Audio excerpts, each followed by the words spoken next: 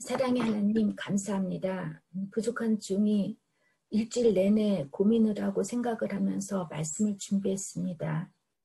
이 말씀이 저의 어떤 레포타지가 아니라 주님께서 주시는 정말 참된 말씀이 되어서 이 말씀이 저희들 교류하고 나눌 때 성령님께서 저희들 마음을 움직여 주시고 이 말씀 그대로 살아갈 수 있도록 저희들을 도와주시옵소서.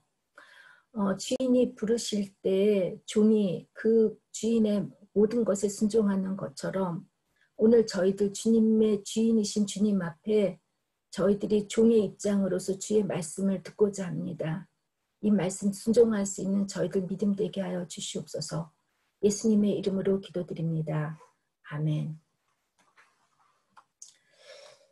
하루는 하나님이 아담과 같이 에덴 동산을 거닐고 있었는데 하나님께서 아담에게 하와가 마음에 드는지 물었다고 해요. 아담이 그렇다고 하면서 왜 하와의 피부가 그렇게 부드러운지 하나님께 물었더니 하나님께서는 그래야 내가 하와를 사랑할 것 아니냐라고 대답을 하셨대요. 아담은 또 연이어 하나님께 하와의 몸매가 왜 그리 아름다운지 물었더니 하나님께서는 그래야 내가 하와를 사랑할 것 아니냐라고 대답을 하셨어요. 이번엔 또 아담이 그렇지만 하와는 어떻게 그렇게 멍청하죠? 하고 하나님께 물었더니 하나님께서는 몰라서 묻니? 멍청해야 하와가 너랑 살 수 있지 않겠니? 라고 대답을 하셨다고 해요. 또 한 번은 아담이 며칠 동안 밤늦게 집에 들어오지 않자 마음이 심란해진 하와가 당신 다른 여자들이랑 있다가 온 거죠? 라고 아담에게 따졌어요. 아담은 말도 안 되는 소리 하지도 말라면서 하와에게 버럭 화를 내고는 세상에 당신 말고 여자가 어디 있겠느냐고 말하고서는 잠이 들었대요. 아무 일 없었듯이 잠자는 이 남편을 본 하와는 속이 뒤집어질 것 같아서 아담의 가슴을 콕콕 찔렀다고 해요. 아담은 이 때문에 잠에서 깨어나서 하와에게 도대체 무슨 짓을 하느냐고 버럭 소리를 지르니까 하와는 당신의 갈비뼈를 세고 있어요라고 말을 했다라고 해요. 여러분 우습지 않아요? 우습죠? 오늘 본문 말씀이 이삭과 리브가의 결혼 이야기여서 여러분께 잠시 이 두 개의 웃음 이야기를 소개해 드려봤어요. 웃으시는 분들은 이 말씀 안에 참 공감되는 게 있기 때문에라고 생각해요.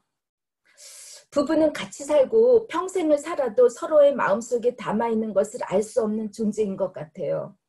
남자는 흙으로 지어지고 여자는 사람의 뼈로 지어져서 이 질부터 달라서 그런지 정말 서로가 달라요. 여러분 존 그레이가 지은 화성에서 온 남자, 금성에서 온 여자라는 책을 다 읽어보셨죠?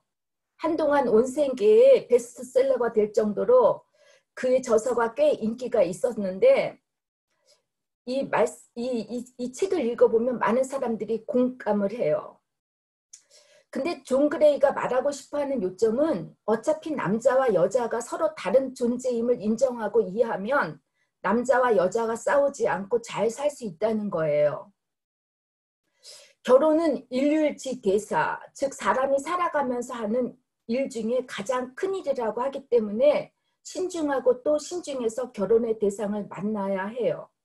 특히 요즘처럼 이혼율과 비혼이 많아지고 있는 시대에는 더욱더 남녀의 만남이 중요하고 무엇보다도 미혼인 신앙인들에게는 배우자를 만나는 게 더 선택의 폭이 좁아져서 결혼을 하고 싶어도 못하시는 분들이 많아지고 있어요. 제가 누구라고 얘기를 안 해도 여러분 이 자리에 계신 분 아실 거예요. 아무래도 결혼할 대상을 하나님을 믿는 사람으로 정하려고 하니까 이 불신 결혼과 신결혼 사이의 딜레마에 빠져서 고민을 많이 하셔요. 가끔 결혼 연령이 꽉 찬 자매님들이 저에게 결혼을 위해 기도를 부탁하시는 분들이 있어요. 믿음 있는 형제들을 만나고 싶어 하지만 그런 분을 만나는 게 정말 쉽지 않다고 해요. 특히 독일 같은 경우는 믿음이 좋다고 하는 남자들은 거의 일찍 결혼을 하기 때문에 여자들에게는 믿음이 있는 배우자를 만나는 게 정말 하늘에서 별 따기처럼 어려워요. 하나님께서 자신들의 배우자를 정해 주실 것이라고 믿고 이제 기다리다가 지쳐 있는 분들은 시간이 지나감에 따라 배우자를 만나는 게 쉽지 않으니까 이 선택의 폭을 넓혀요. 그래서 믿지 않는 사람들을 만나는 것은 어떨까 고민들을 하시면서 저에게 물어보는데 저 역시 이분들에게 속이 시원할 만한 답을 드릴 수가 없어서 안타까울 때가 많아요. 미혼이신 예수님도 이상적인 남자와 여자에 대한 만남이나 결혼에 대해서 자세히 말씀을 해주시지 않았고 이미 한 번 결혼했다고 하는 사도 바울도 굳이 결혼에 대해서 이게 긍정적이지만은 않았기에 하나님께서 이미 짝지어준 운명적 이런 결혼의 배우자가 있는지 없는지에 대한 대답은 참으로 어렵습니다. 때문에 이번 주는 설교 준비를 하면서 남녀의 만남에 대해 결혼에 대해 참 많이 생각을 하고 고민을 했습니다. 아무래도 제가 독일에 오래 살았기 때문에 한국 교회와 목회자들이 결혼에 대한 입장이 어떨까 인터넷으로 검색을 해봤어요. 대부분의 한국 목사님들은 혼전의 성관계를 반대하시고 불신결혼 반대, 절대 이혼 반대, 재혼 반대라는 입장인데 그 이유들을 보니까 성경적인 말씀들을 문자적으로 해석하시고 특히 불신결혼이나 이혼을 죄로 간주하셨더라고요. 더 나아가 어떤 보수 성향의 목사님들은 불신결혼을 하게 되면 죄를 범하는 것이기 때문에 반드시 인생의 어려움과 고난을 받을 것이라고 하시는데 또 아이러니하게도 이분들은 고난이 축복이라고 하시니까 참 저로서 이해하기가 어려운데 여러분들은 얼마나 이해하기가 어렵겠어요. 불신결혼이나 이혼은 하지 않는 게 좋겠지만 현실적으로는 가능하지 않아요. 믿음이 있던 없던 요즘은 두 집 걸러 한 집이 이혼할 정도로 이혼율은 계속해서 증가하고 있는 추세이고 더욱이 결혼을 포기한 비혼주의 젊은 층들이 늘어나고 시집 장가를 가고 싶어도 파트너를 만나지 못하고 여건이 되지 못해서 미혼인들이 많이 늘어나는데 교회는 무조건 불신결혼, 이혼은 반대라는 입장만을 취해야 하는지 다시 한번 생각해보고 교회가 이 시대에 맞는 새로운 패러다임을 제시해야 하지 않을까 생각을 해봤습니다. 제가 본문 말씀을 깊이 묵상하면서 아직 결혼을 하지 않으신 미혼자인 분들과 이미 결혼을 하신 기혼자인 분들에게 이삭과 리브가의 결혼 이야기를 어떻게 전해야 할지 이 이야기 속에 담겨진 하나님의 메시지는 무엇일지 고민하면서 읽었습니다. 4,000년 전 고대 근동시대의 한 남자와 여자의 만남과 결혼의 이야기를 통해 결혼은 하나님께서 이미 남자와 여자를 선택해 주신 운명적인 만남이기 때문에 불신 결혼을 하지 말라고 하는 것에서 그쳐야 하는지 제 스스로 많이 물어봤습니다. 그런데 말씀을 읽으면 읽을수록 본문 말씀 안에 하나님께서 우리에게 말씀하시고자 하는 핵심 메시지는 불신 결혼이나 신결혼에 대해 있는 것이 아니고 또 결혼이 하나님께서 이미 짝지어 놓은 사람을 정해 주셔서 이 사람과 행복하게 살라는 것도 아니었습니다.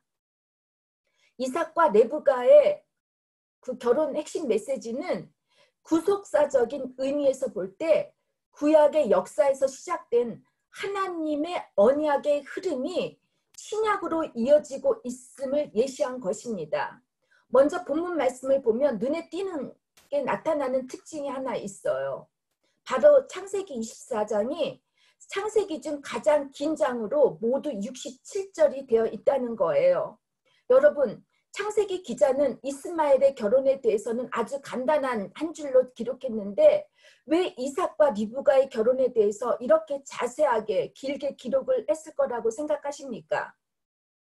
그 이유는 예수님의 족보와 상관이 있다는 거예요. 창세기 22장 20절에서 24절을 보면 아브라함이 이삭을 번제물로 바치려고 하는 그 사건 뒤에 갑자기 나홀의 족보가 나와요. 제가 이 나홀의 족보는 오늘 위해서 설교를 하려고 했기 때문에 그 전에 제가 설교를 안 했어요. 여러분, 나홀이 누구죠? 아브라함의 남동생이에요. 아브라함의 아버지 데라에게는 3명의 아들이 있었어요. 아브라함과 나홀과 하란인데, 하란은 롯을 낳고서 일찍 죽어서 아브라함이 롯을 키우고 하란을 떠날 때 떠나서 가나안으로 갈 때 이 롯을 데리고 가잖아요.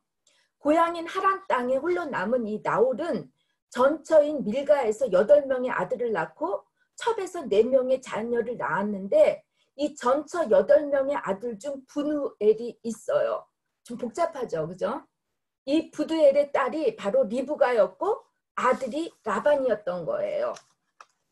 리브가는 이삭의 아내가 되고, 이삭과 리브가에서 태어난 그 야곱이 결혼한 여자들이 누구죠? 라반의 딸들인 레아와 라헬이었어요. 라반의 딸들과 야곱을 통해서 결국 이스라엘의 12지파가 탄생하고, 이 12지파 중 유다 지파로부터 예수님이 탄생하시게 되었다는 거예요. 하나님께서는 이미 약속하신 언약의 백성을 통해 예수 그리스도가 태어나시고 예수님을 통해 당신의 언약을 성취하시고 완성하시겠다는 것이 이삭과 리브가의 결혼에 담겨있는 핵심 주제입니다. 그래서 구약 성경에 남녀의 만남과 결혼에 대해 자세히 언급한 곳들이 있는데, 이삭과 리브가, 그리고 야곱과 레아와 라헬, 롯과 보아스이고 다윗과 밧세바, 마침내는 신약에서는 요셉과 마리아에 대한 것입니다. 이들이 마태복음에 보면 다 예수님의 족보에 들어갔다는 것입니다. 또한 이삭과 리브가의 결혼은, 결혼의 의미가 신약에서는 남편과 아내의 관계를 말하지 않고 그리스도와 교회의 관계로 상징하기 위함이었습니다. 요한복음 처음 2장에 보면 물이 포도주로 변하는 가나의 혼인잔치 사건이 나와요. 그 이유는 신랑이신 예수님이 우리와 함께 계실 때가 마치 혼인잔치라는 것을 알려주기 위함이었고, 포도주가 다 떨어져 갔다는 것은 이미 구약의 율법 시대가 지났고 물이 변하여 포도주가 되었다는 것은 예수님의 새로운 시대의 도래를 알리기 위함이었습니다.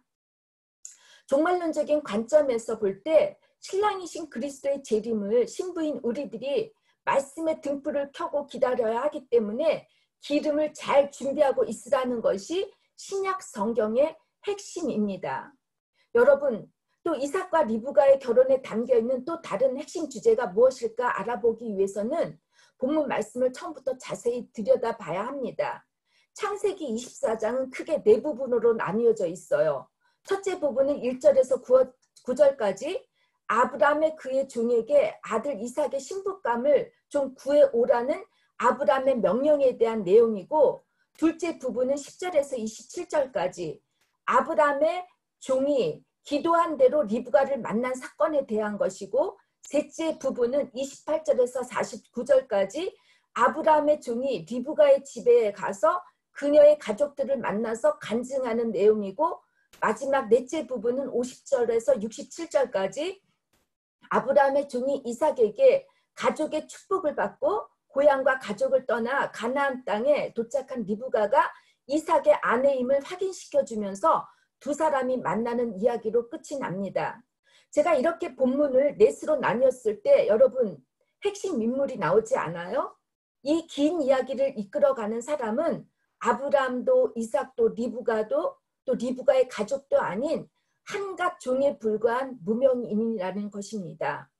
그렇기 때문에 이삭과 리브가의 결혼이 본문 내용의 주제가 아닙니다. 결혼이라는 게 하나님의 운명적 섭리에 의한 만남이라든가 더욱이 불신결혼이나 신결혼에 대해서 다룬 이야기가 아니고, 본문 내용의 핵심 주제는 바로 결혼의 성사를 위해 웨딩 메이커, 종의 역할에 대한 이야기입니다. 요한복음 2장의 그 가나안 혼인 잔치의 이야기에는 신랑 신부가 등장하지 않습니다. 즉 결혼식의 주인공인 신랑 신부가 아니라는 것입니다. 혼인 잔치의 축하 분위기에 없어서는 안 될 포도주가 다 떨어졌기 때문에 예수님께서 물을 포도주로 만드실 때 빈 항아리에 물을 채우는 종의 심부름이 필요했고 하인은 순종했다고 합니다. 그런데 이 놀라운 기적이 어떻게 일어났는지 사람들은 알 수 없었지만 하인은 알고 있었다는 것이에요. 즉 혼인잔치와 같은 하나님의 나라는 완성 자체가 중요한 것이 아니라 그 나라를 위해 순종하고 충성하며 수고하는 하나님의 종이 필요하다는 것입니다. 마치 한 편의 영화나 드라마가 멋지게 완성작품으로 나오기까지 무대 뒤에서 보이지 않게 일하는 사람들, 단지 영화 그 맨 뒷면에 엔딩할 때 그 이름 석자만 나오는 사람들처럼 저는 이 시간 여러분들과 함께 이름도 빛도 없는 한 무명의 늙은 종을 중심으로 말씀을 나누면서 은혜 받기를 원합니다. 언약의 백성인 이삭과 리브가의 결혼이 해피엔딩으로 이루어지기까지 종은 첫째, 주인이 무엇을 원하는지 주인의 마음을 알았습니다.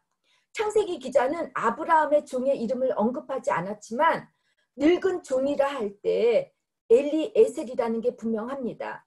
엘리에셀이라는 뜻은 하나님이 도우시는 사람이라는 뜻입니다. 아브라함이 아들을 낳지 못할 때 아브라함이 양자로 또 상속자로 삼으려고 했을 정도로 아끼고 사랑하는 종이었고 이 종 또한 아브라함에게 헌신적으로 순종하는 사람이었습니다. 이삭의 나이가 당시 40세이면 아브라함의 나이는 140세, 종의 나이도 거의 80에서 90세일 것으로 추정하면 종은 태어나면서부터 일평생 주인과 함께 살았기에 누구보다도 주인의 마음을 잘 알고 이해했던 사람이었을 것입니다. 주인 때문에 할례를 받고 하나님의 자녀로 인정을 받은 사람이었으니 주인뿐 아니라 하나님께도 신실했으리라고 믿습니다.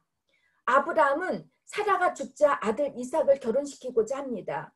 며느리를 골라야 하는데 그는 가나안의 여자들에게서 찾지 않고 자신의 친척이 살고 있는 메소포타미아 지역의 하란 출신의 여자를 원했습니다. 가나안 사람들이 우상을 섬기기 때문에 하란 사람을 며느리로 선택하려고 했다는 것을 신결혼을 원했다라고 해석하시는 분들이 있는데 100% 타당한 해석은 아니라고 봅니다. 왜냐하면 하란 역시 우상을 섬긴 나라였기 때문입니다. 아브라함은 자신의 친척 중 한 사람을 며느리로 삼고 싶었던 이유가 7절에서 나옵니다.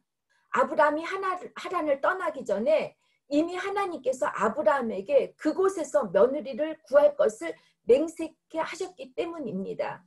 하나님께서는 놀랍게도 이미 아브라함을 선택하셔서 부르실 때 아브라함과 그의 가족을 통해서 예수 그리스도의 탄생을 알고 계셨다는 것이에요. 너무 놀랍지 않아요? 리브가의 아버지 이름이 부두엘인데 그 뜻은 하나님의 사람, 하나님께 속한 자라는 뜻인 거로 봐서 하나님께서는 아브라함뿐만 아니라 데라의 자손들을 언약의 백성으로 선택하셨다고 봅니다. 이뿐 아니라 아브라함이 자기 고향의 사람을 며느리로 선택한 이유는 아브라함이 이스마엘이 애굽 여인과 결혼하는 것을 보면서 같은 언어로 같은 하나님을 부른다는 것이 얼마나 소중한 것인지 깊이 깨달았을 것이고 하나님의 언약 백성과 함께 신앙의 혈통을 보존하는 것이 참으로 중요하다고 생각했을 것입니다. 때문에 이삭이 40세가 되도록 결혼을 하지 못했던 것이 아닐까 제가 추측을 해봤습니다. 아브라함은 사라가 죽고 3년이 지났을 때 가장 신뢰할 만한 종, 자기와 평생 함께했던 종에게 고대 근동의 법대로 가장 중요한 약속을 할 때 하는 세라머니가 있죠. 자신의 허벅지 아래에 손을 대라고, 즉 직설적으로 표현하자면 그 남자의 성기에 손을 대고 맹세라 하라고 요구를 했다는 것은 주인과 종의 관계가 아주 밀접했고 신뢰할 만했다는 것입니다. 종의 입장에서는 얼마나 주인이 며느리를 자신의 고향에서 구하고자 하는지 그의 심중을 잘 알았을 것입니다. 둘째, 종은 시시때때로 이삭의 배우자를 찾기 위해 하나님께 묻자와 가로대의 기도를 했습니다. 그가 얼마나 기도를 많이 했는지 본문 내용 곳곳에 담겨 있습니다. 그가 어느 날 저녁 무렵에 아브라함의 고향인 메소포타미아의 그 나홀의 성 밖에 우물에 도착하자 하나님께 제일 먼저 한 게 12절에서 14절 나오죠. 우리 주인 아브라함의 하나님 여호와여 원하건대 오늘 나에게 순조롭게 만나게 하사 제 주인 아브라함에게 은총을 베풀어 달라고 기도를 합니다. 그리고 하나님께 여인들이 물을 길러 이곳 우물가에 나올 때 물을 달라고 부탁을 하면 자신뿐 아니라 이 낙타들에게도 물을 주는 여인을 하나님께서 짝지어 주신 자로 생각하실 것이라고 이렇게 하나님께 신부감의 조건을 제시합니다. 엘리에셀이 기도를 마치자 한 소녀가 기적처럼 나타나서 하나님께 기도한 대로 그대로 행하자 종이 다시 하나님께 과연 이 일을 행하시니가 주님이신지 여부를 묻고 소녀에게 반세겔의 금코걸이와 금코걸이 한 개와 13개의 금 손목걸이를 선물하면서 자신이 유숙할 곳이 소녀의 이름을 유숙할 곳과 소녀의 이름을 묻습니다. 이때 엘리에셀은 이 여인이 바로 아브라함의 조카 부두엘의 딸 리브가임을 알게 되자 하나님께 27절 나의 주인에게는 주의 사랑과 성실을 그치지 아니하셨사오며 여호와께서 길에서 나를 인도하사 내 주인의 동생 집이 이르게 하셨나이다라고 고백을 하고 찬양을 부릅니다. 또한 종은 리브가의 아버지와 오빠한테 리브가를 데려가서 이삭의 아내가 되게 하라고 허락을 받자 52절 엘리에셀은 땅에 엎드려 여호와 하나님께 절을 하고 리브가 가족에게 선물을 합니다. 이렇게 종은 주인의 아들의 결혼 성사를 위해 주님께 매 순간마다 기도를 하고 결정을 했습니다. 이삭의 결혼을 성사시키기 위해 종의 기도 내용을 보면 하나님께 구하고 조건을 제시하고 묻고 경배와 감사와 찬양으로 하나님께 돌렸다는 것입니다. 많은 분들은 배우자나 장래의 며느리 사위를 보기 위해 주님께 묻자와 가로대의 기도보다는 자신의 조건을 걸고 조건에 따른 사람을 만나려고 합니다. 요즘 사람들은 돈키호테와 같은 사람을 찾는다고 해요. 돈 많고 키 크고, 키 크고, 호남 호녀의 테크닉이 좋은 사람을 찾는다고 하는데 여러분은 어떠세요? 이런 사람이 정말 있을 거라고 믿습니까? 완벽한 사람이나 사랑은 영화나 소설에서만 가능해요.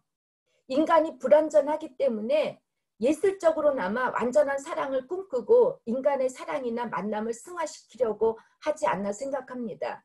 결혼의 대상자도 그렇고 친구도 그렇고 우리의 만남을 위해 기도가 반드시 필요합니다. 사랑하는 사람들, 남편이나 자식은 물론이거니와 친구를 위해 기도하지 않고 어떻게 좋은 만남, 좋은 결혼이 이루어지겠습니까? 여러분, 신앙은 누군가를 위해 중보 기도를 많이 하느냐 안 하느냐에 따라 신앙의 성숙함과 비성숙함이 달려 있습니다. 여러분 모두 나 자신보다는 남을 위해 기도할 수 있는 성숙한 신앙인이 될 때 좋은 만남이 이루어지리라고 믿습니다. 믿습니까? 셋째, 이삭과 리브가의 결혼 이야기에는 오직 자신의 이익이나 욕심을 생각하지 않고 주인의 행복만을 위해 책임을 감당하는 종의 사명이 담겨 있습니다. 사실 헤브론에서 메소포타미아의 하란까지는 800km가 넘는 길이었어요. 이 길을 가는 것이 이 늙은 종으로서는 감당하기가 쉽지 않았을 겁니다. 아브라함이 낙타 중 가장 좋은 10마리와 금은 패물과 의복을 주었다면 얼마든지 딴 길로 빠져서 자유의 몸으로 살 수 있었을 텐데 그는 한결같이 주인의 행복만을 생각했습니다. 더욱이 33절 리브가 가족이 종에게 호의를 베푸고 집으로 오시고 진주성찬을 베풀었을 때 종은 자신이 이곳에 왜 왔는지 진술하기 전에는 먹지 아니하겠다고 거절을 합니다. 800km가 넘는 길을 며칠이 돼서 걸어왔다면 얼마나 배가 고팠을 것이고 피곤했을 텐데 종은 음식에 손을 대지 않았다는 거예요. 자신의 책임을 다하자 54절 그제서야 동행자들과 함께 먹고 마시고 하룻밤을 유숙했다고 합니다. 또 리브가의 가족이 딸과 함께 조금이라도 더 며칠을 머물라고 하지만 거절을 하면서 56절 여호와께서 내게 형통한 길을 주셨으니 나를 보내어 내 주인에게로 돌아가게 해달라고 합니다.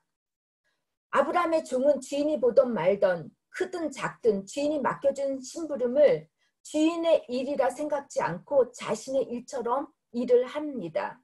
자신의 일도 아니고 주인의 아들의 결혼을 성사시키는 건데 이렇게 충성을 다하는 신실한 종의 모습 속에서 우리 그리스도인들 역시 웨딩메이커, 피스메이커로 살아야 하지 않겠습니까? 하나님과 인간의 관계에 단절되어 있거나 실족되어 있는 사람들에게 또 사람들과 사람들 사이에 질투와 싸움으로 갈라진 이 갈등 사이에 화해와 평화의 도구로 될 수 있도록 여러분 사명을 다하셨으면 합니다. 네 번째, 종은 하나님이 하신 일을 간증함으로 결혼을 성사시키게 합니다. 28절에서 49절까지 종은 리브가의 가족에게 지금까지 모든 여정을 상세히 고백하면서 하나님께서 준비하신 것이라고 간증을 합니다. 간증이란 우리가 개인적으로 신앙생활하면서 하나님과의 관계에서 경험했던 일들을 증거하는 것입니다. 신구약 전체의 내용은 인간이 하나님과의 관계에서 체험했던 일들을 기록한 것이라고 할 때 간증은 우리가 우리 주님을 드러내는 데 중요한 수단이 될 수 있습니다. 나를 드러내는 것이 아니라 나와 함께 하셔서 동행하시고 역사하신 그분을 드러낼 때 사람들은 은혜를 받고 본인 또한 은혜가 되는 것입니다. 간증을 할 때 감동과 증거가 없는 말로만 하게 되면 사람의 마음을 감동시키지 못합니다. 말이 부족해도 행동으로 그리고 변화된 내 모습이 살아있는 증거로 보여질 때 우리는 사람들을 감동시킬 수 있고 주님을 드러낼 수 있습니다. 바로 이것이 전도입니다. 물이 흐르지 않고 고여있으면 냄새가 나고 썩듯이 신앙도 마찬가지입니다. 늘 제자리에 멈춰 있으면 신앙도 죽어갑니다. 나는 간증거리가 없어요 라고 하는 분들은 잘 생각해 보시기 바랍니다. 하나님과의 관계도 인간과의 관계도 이게 정체했기 때문입니다. 하나님과의 관계는 말씀과 기도와 찬양, 인간과의 관계는 사랑과 나눔이 계속 물처럼 흘러갈 때 주님의 역사가 일어나게 되고 신앙의 기쁨과 열정이 넘쳐나게 되는 것입니다. 이렇게 한치의 어긋남도 없이 완벽하게 주인의 명령에 책임을 다하는 늙은 종의 순종과 충성 때문에 이삭과 리브가의 결혼이 이루어질 수 있었던 것입니다. 여기서 또 우리가 놓치지 말고 잊지 말아야 할 인물이 바로 리브가입니다. 그녀는 종의 신실함 하나만을 보고 평생 보지도 알지도 못하는 한 남자와 결혼을 결정하고 그 먼 길을 떠납니다. 그녀의 가족도 그 누구도 그녀가 아브라함의 아들 이삭과 결혼하라고 명령하지 않습니다. 그녀의 선택이었습니다. 그녀가 이삭을 만나기 위해 이미 아브라함이 걸었던 800km의 길을 뒤따라 걸으면서 신실한 종으로부터 하나님께서 어떻게 주인에게 행하셨는지 그런 많은 일들을 들었을 것입니다. 그녀는 또한 사람뿐 아니라 동물에게도 배려할 줄 아는 여인이었습니다. 낙타 10마리의 물을 먹이기 위해서 제가 알아봤더니 800리터의 물이 필요하다는 거예요. 그 물을 우물에서 여자가 퍼서 낙타에게 먹였다는 것은 보통 일이 아닐 것입니다. 리브가라는 뜻은 끈, 그물이라는 것이에요. 누군가를 연결시켜주는 사람입니다. 종과 비슷하지 않습니까? 그녀에 비해 이삭은 정말 부족함이 많은 사람이었어요. 마마보이예요. 자신의 의지와 결단이 무척 약한 사람이에요. 이제 저희들이 아브라함이 끝나고 나면 그 다음에 이삭을 우리가 나눌 때 여러분 이삭이 얼마나 약한 사람인지 알고 실망하실 수도 있어요. 결혼은 하나님께서 이미 짝지어준 사람을 만나서 평생 죽음이 갈라놓을 때까지 필연적으로 사는 것이 아니라 전적으로 나의 선택에 달려있다는 것입니다. 불신 결혼을 했던지 신 결혼을 했던지 상관없이 지금 나와 살고 있는 사람, 앞으로 만날 그 사람을 통해 언약의 자손인 예수를 낳는 것이 결혼의 과제입니다. 신랑 신부로서 주인공으로 나를 위해 살라고 이렇게 이기적인 사람, 또 받으려고만 하는 이기적인 사람이 아니라 리브가처럼 종처럼 사랑을, 희생과 충성을 줄 수 있고 배려할 수 있는 사람이 되기를 여러분 부탁합니다. 이제 말씀을 맺겠습니다. 여러분은 아브라함의 종을 보면서 어떠셨습니까? 혹시 의무감, 책임감 때문에 주의 일을 하지는 않습니까? 아니면 억지로 사람들의 눈치 때문에 혹은 사람들로부터 인정을 받기 위해서 일하지는 않으셨습니까? 우리들 중 어떤 사람은 하나님께서 맡겨주신 일이 무엇인지 잘 모르겠다고 하시는 분들이 있어요. 우리는 노예가 아닙니다. 하나님이 이렇게 해라고 명령할 때 순종하는 사람들만이 아닙니다. 하나님을 사랑한다면 얼마든지 주님을 위해 일하고 싶은 마음들이 또 그런 일들이 있습니다. 여러분과 저는 하나님의 자녀로서 또 종으로서 주의 나라를 위하고 주의 일을 잘 감당하기 위해 저는 여러분에게 4가지 M, for M을 부탁드립니다. 그리고 제 설교를 마치고자 합니다. 첫째 M, 메시지입니다. 말씀입니다. 성경 말씀과 기도를 통해 주님의 소리를 들어야 합니다. 둘째 M, 멘토입니다. 도움자, 협력자입니다. 멘토이신 성령님의 도움이 필요하기도 하지만 신앙적으로 도움이 될 만한 멘토인, 도움자, 협력자가 있기를 바랍니다. 마지막 셋째, 메시지입니다.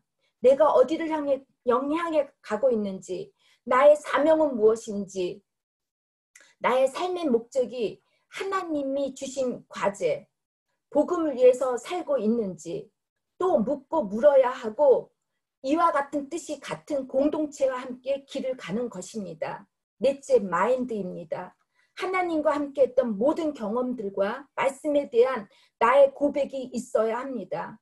사람들에 의해서 혹은 환경에 의해서 이리저리 마음이 흔들리는 사람이 아니라 한결같은 마음으로 내 신앙을 고백할 때 여러분과 저는 하나님의 나라를 위해 이 땅에 그 혼인잔치를 만들어가는 그런 사람이 될 수 있기를 바라고 이를 위해서 여러분들 최선을 다해 주시기를 주님의 이름으로 축원합니다. 기도하시겠습니다.